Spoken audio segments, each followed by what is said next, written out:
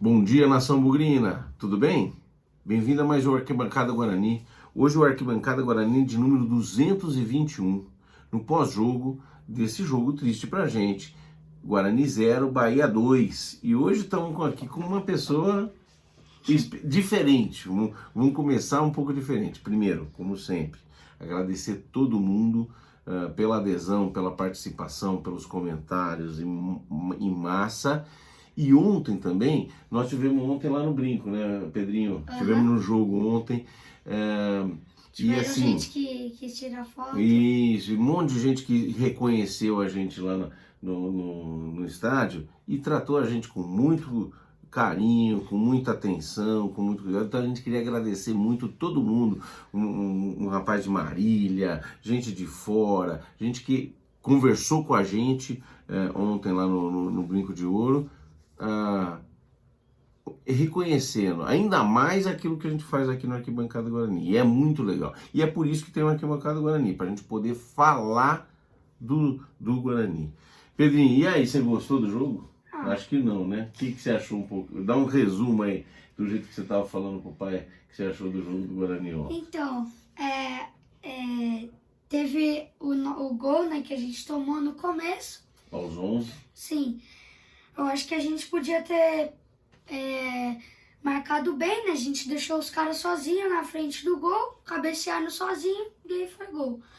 E depois, né, depois de um tempinho, a gente chutou na trave, erramos, mas foi um bom chute. Então você acha que o Guarani poderia ter tido uma sorte diferente, filho, ontem? Como assim, uma sorte diferente? A gente poderia ter ganho o jogo ontem? Podia. Empatado, né, depois do primeiro gol, porque a gente empatou, né, só que eles... Com o Nicolas Careca. Foi, com o Nicolas Careca, né? E eles anularam porque estava impedido, né? Por 1 milímetro. E aí, eles fizeram mais um, aí eles acabaram com o jogo nos últimos 15. Mas você achou que foi merecido o resultado? Não. Acho que a gente devia ter ganhado. Legal. Fião, obrigado.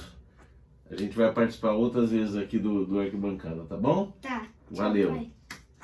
Então, gente, esse daí é um resumo simples daquele sentimento que a gente saiu ontem do Brinco. O sentimento de que, claro que, na minha opinião, a derrota é incontestável, né? Foi 2-0 e até no final poderia ter sido mais para o Bahia, não tem dúvida. Então o Guarani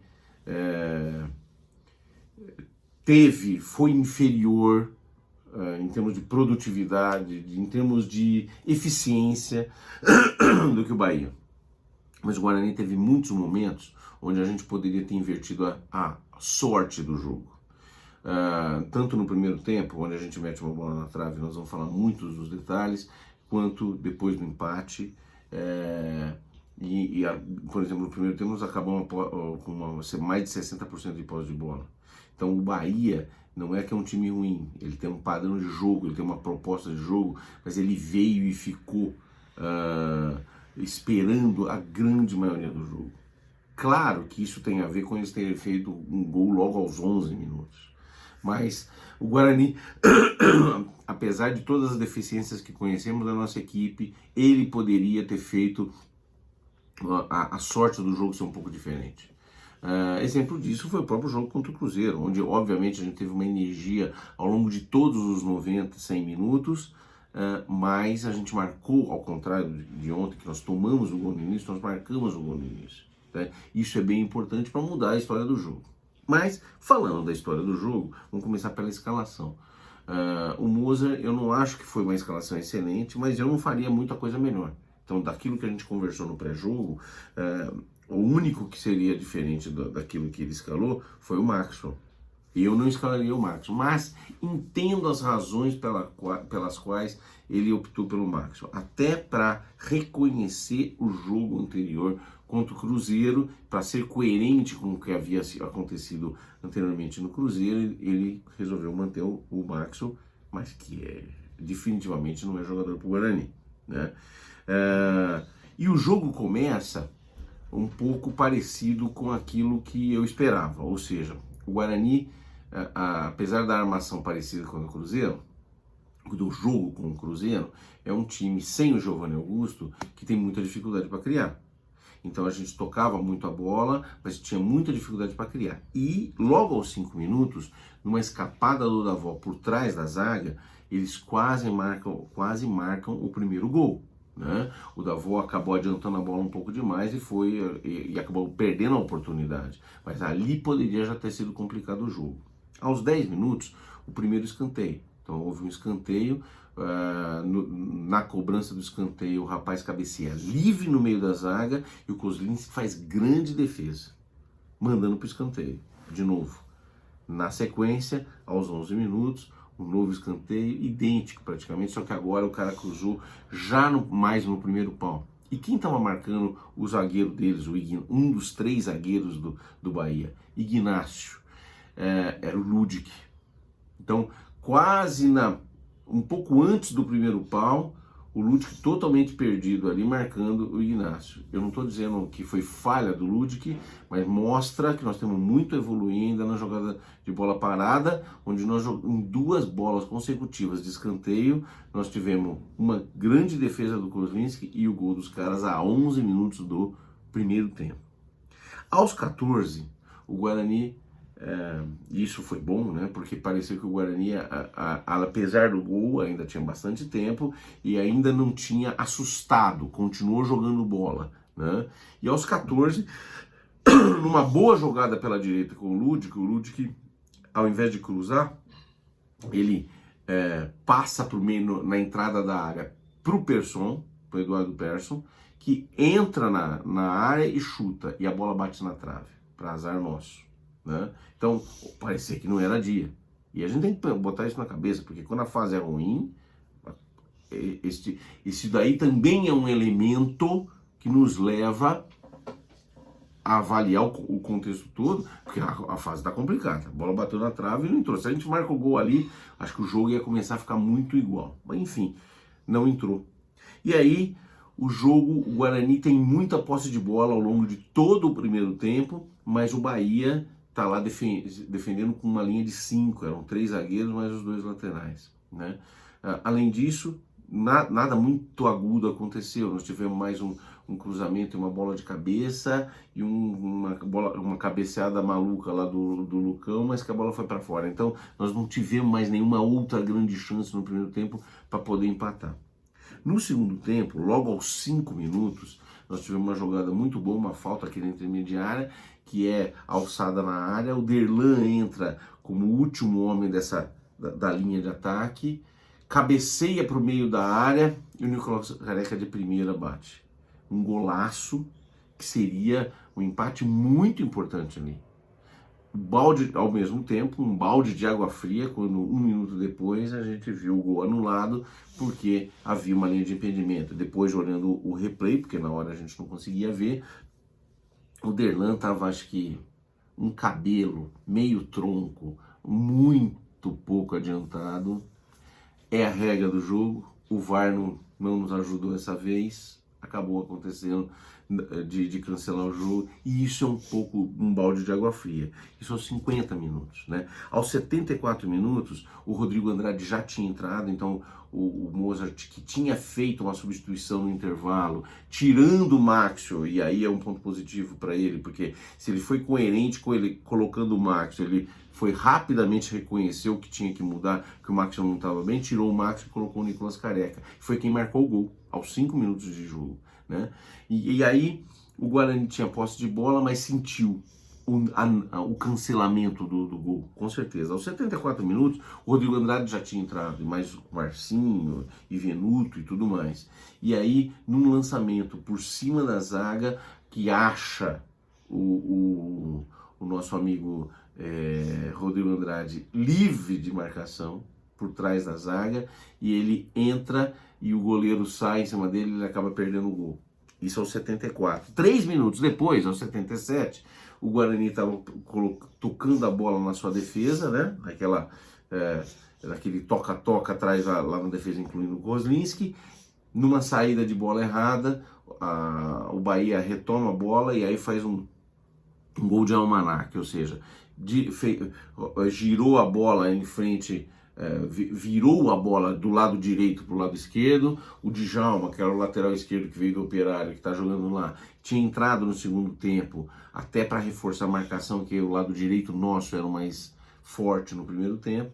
Ele toca a bola para um rapaz que infiltrou pela ponta esquerda, que cruza, e o Raí consegue colocar para dentro do gol, só tocando a bola, que o cruzamento foi praticamente dentro da pequena área. Alguém pode criticar ainda, porque ele entrou pelo lado do Ludic. Eu acho que era uma jogada dinâmica, sim, poderia ter alguém ali para tentar evitar, mas a jogada foi muito bem feita e muito consciente do Bahia, e aí acabou o jogo praticamente. Daí para frente, dos 77 minutos para frente, claro que era muito difícil o Guarani reverter esse resultado, mas além disso, o Bahia teve pelo menos 2 chances muito boas de marcar o terceiro gol. Uma muito no final do jogo, então o Guarani estava entregue já nesse momento, o Guarani não ameaçava mais nada. Então, é um jogo que preocupa por todas as condições que eu vou explicar aqui, mas eu não achei que o Guarani jogou tão mal assim durante todo o tempo. Ele foi menos constante quando comparado com o jogo contra o Cruzeiro, né? Algumas atuações horríveis, o que mostra para o Mozart, e eu acho que ele vai reagir em relação a isso, porque ele reage mais, ele demonstrou saber reagir e tentar a correção muito fortemente. E mostra também as fragilidades da nossa equipe, que nós já conhecemos, que precisamos reforçar. Se queremos uma sorte melhor no campeonato, precisamos reforçar. Hoje somos o 19º, onde a gente tinha chance, ganhando do Bahia, de sair da zona de rebaixamento. Mais uma vez nós não fizemos, e nós vamos analisar essa situação daqui a pouco. Em termos de notas do jogo, né? Kozlinski, eu vou dar 6. Ele fez pelo menos 2 grandes defesas e, na minha opinião, não teve culpa em nenhum dos 2 gols. O primeiro gol, alguém pode dizer, pô, será que não dava para defender? Na minha opinião, não. Então, nota 6 para o Kozlinski. Ludic, vocês sabem muito bem que eu fui um dos maiores críticos do Ludic, principalmente nas primeiras participações dele. Reconhecia que ele era um bom atacante, mas ele tem deficiências na defesa. Ainda tem algumas, mas eu acho que ele melhorou muito. Nos 2 últimos jogos, e ontem também, ele se fez muito presente no ataque, ele é criativo no ataque e tudo mais. Errou um ou outro passe ontem. Não acho que ele foi super culpado, principalmente no segundo gol. No primeiro teve, apesar de era o cara que estava na jogada, não teve culpa nenhuma. Então, nota 6 por Ludic, eu manteria ele como titular. Acho que, claro, corrigindo alguns posicionamentos em relação à hora quando ele tem que defender, tem sido um cara importante. Miolo de zaga. Não acho que jogaram tão mal ontem, mas um miolo de zaga que toma duas bolas, praticamente 2 gols de cabeça, né, logo no início, nas jogadas aéreas, não dá para avaliar bem, né? João Vitor 5, Derlan 5. Matheus Pereira, inclusive, Matheus Pereira já anunciado que não joga mais no Guarani, está indo para Portugal. Ontem quase não apareceu no jogo. Quase não apareceu no jogo. Então, inclusive o Pedro estava do meu lado ontem e falou assim, pô pai, por que o Matheus Pereira está vindo aqui no meio de campo? Então, ele é um cara que sempre, como a gente sabe, ele apoia razoavelmente bem, então ele compunha a cobertura indo para o meio de campo, mas ontem o Bahia felizmente atacou muito pouco pelo lado dele, mas ele não apareceu no ataque também. Principalmente no primeiro tempo, as jogadas estavam todas pelo lado direito com o Ludic e o Bruno José, né? Nota 5 para o Matheus Pereira. Leandro Vilela não fez uma péssima partida, mas errou algumas bolas fáceis, alguns passes bons. É o capitão do time, demonstrando alguma liderança e ascendência sobre a equipe, talvez sobre o time, mas não fez grande partida. Nota 5. Silas tem muitas limitações, mas deu um belo chute no gol no primeiro tempo, numa cobrança de falta. Um cara voluntarioso, erra um pouco de passe demais, mas o meu jogador é razoável. Achei que isso foi um pouquinho melhor que o Leandro Vilela, 5,5. Persson jogou absolutamente, foi exigido dele um papel que normalmente não é a maior qualidade, que é de criação absolutamente. Eu enxergo o Persson como um segundo volante de boa qualidade até, que dá de boa dinâmica até, mas ele não pode ser um meia. né? E ontem ele teve que agir como meia, como criador de jogada, como esse link com o ataque. E sofreu um pouco, mas não foi mal. Nota 6. Deu um belo chute na trave no primeiro tempo e acabou não tendo sorte. Bruno José jogou só o primeiro tempo, praticamente, saiu aos 66 minutos, tocou pouco na bola, fez algumas pequenas jogadas, acho que teve um cruzamento no primeiro tempo, mas é muito menos do que a gente esperava do Bruno José. É muito pouco para o nosso ataque, né? 4,5 para ele. Maxwell, um horror, assim. É um cara que a bola cai nele, a gente sabe que a jogada vai afundar. Nós vamos perder aquela bola, né? Raras são as vezes que ele acerta a jogada, raríssimas. O Maxwell, efetivamente, acho que todas as chances que a gente deveria ou poderia dar para esse cara já foram dadas, né? Não dá mais para esse cara entrar.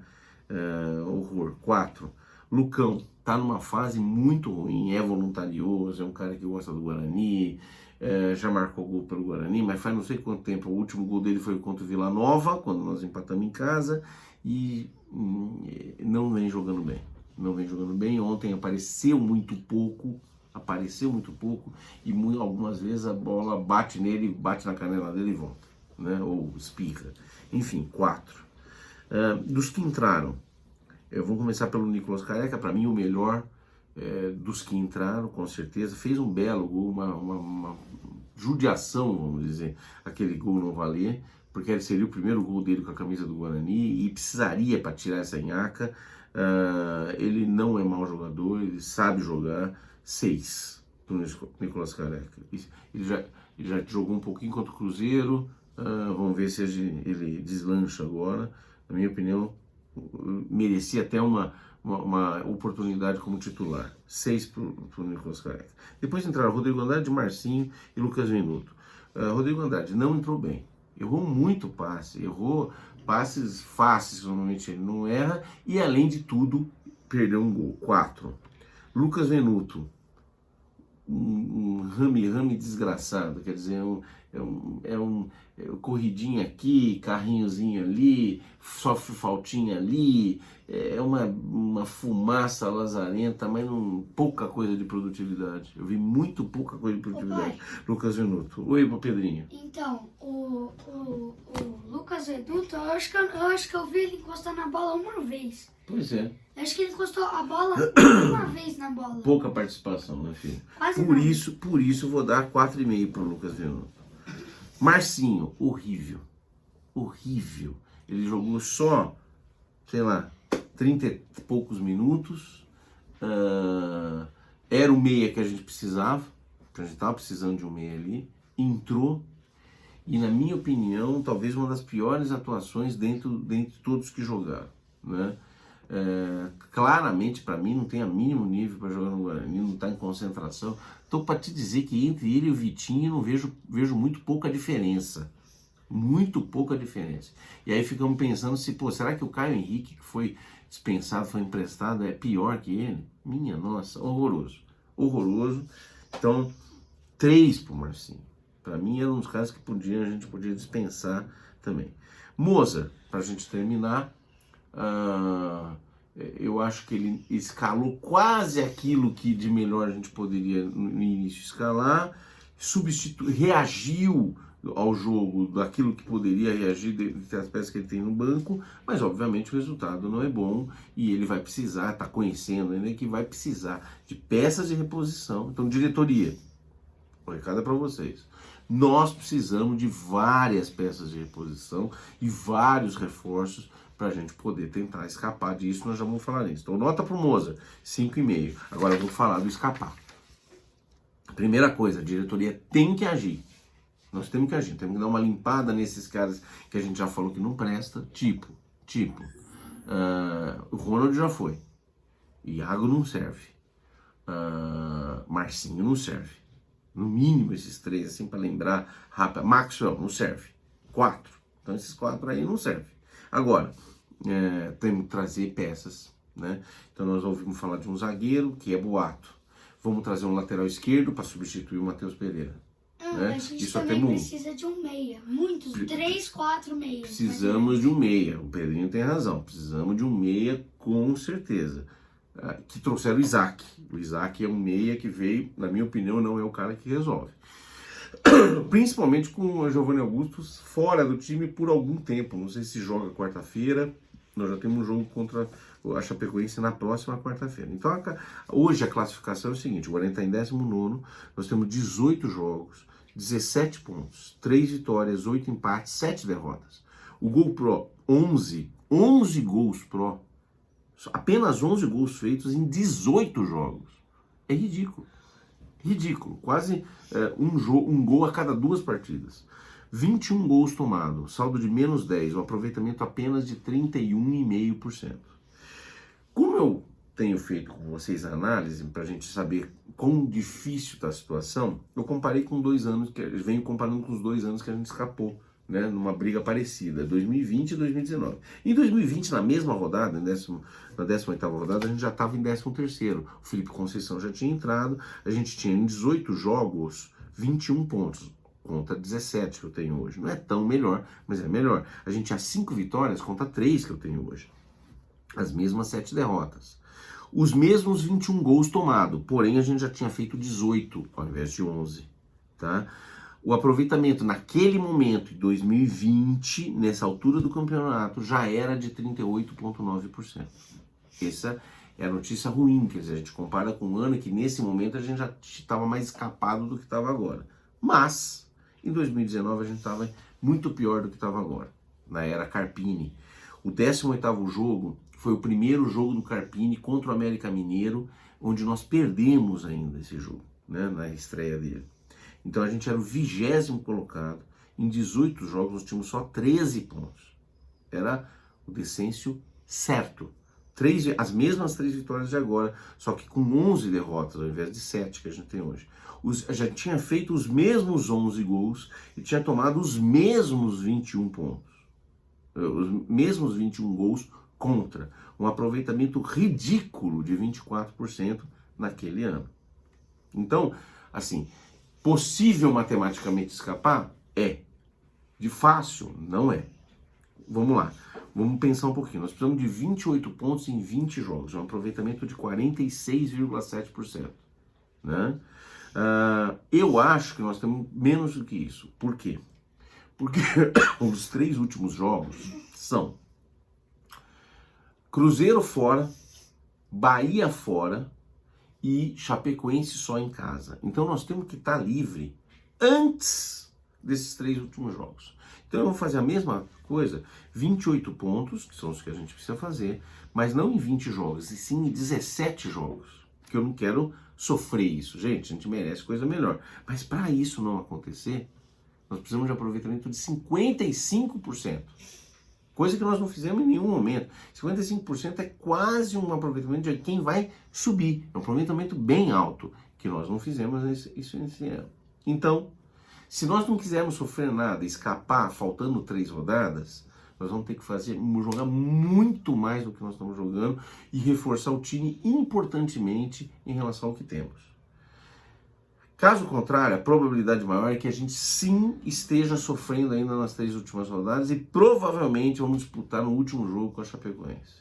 Então o jogo com a Chapecoense agora, quarta-feira, é bem importante. Se a gente puder ganhar os pontos contra a Chapecoense é muito importante. Também ouvi uma outra avaliação do tipo, se a gente perder a Chapecoense, a gente termina o primeiro turno com 17 pontos. É muito pouco. Se ganharmos a Chapecoense, a gente termina o primeiro turno com 20 pontos. Ainda é pouco. Tá? Então nós não podemos perder para a Chapecoense. Pelo menos um empate é importantíssimo. O que nós precisamos em termos de resultado? 9 vitórias e 1 empate em 20 jogos. Nos próximos 20 jogos, metade deles nós temos que fazer ponto. E fazer ponto da seguinte forma: 9 vitórias e 1 empate. Tá? Então, de novo, reforçando, quem são as peças anunciadas até agora? Isaac, um meia que estava no Vasco e que era emprestado pelo Grêmio, e Jamerson, lateral esquerdo que veio do Azures, do Paraná, para substituir o Matheus Pereira. Segundo o Moza, já joga na quarta-feira. É ele, em vez de improvisar o Lucas Ramon na esquerda, como ele fez contra o Cruzeiro, ele já vai com o Jamerson. Então é uma novidade nossa. O que é esse cara? Não tenho a mínima ideia. Não sei se joga, mas não é, né, aquilo tudo. E Matheus Pereira foi para Portugal. Então, nós precisamos urgentemente apresentar reforços de diretoria. Urgentemente. O time, que apesar de eu não achar que ontem foi um desastre contra a Bahia, nós já estamos na 18ª rodada. Então não dá para a gente esperar mais. Temos que reagir e já. E rápido. Tá bom? Bom, é isso, gente. Nesse pós-jogo, a gente se vê no pré-jogo de Chapecoense e Guarani.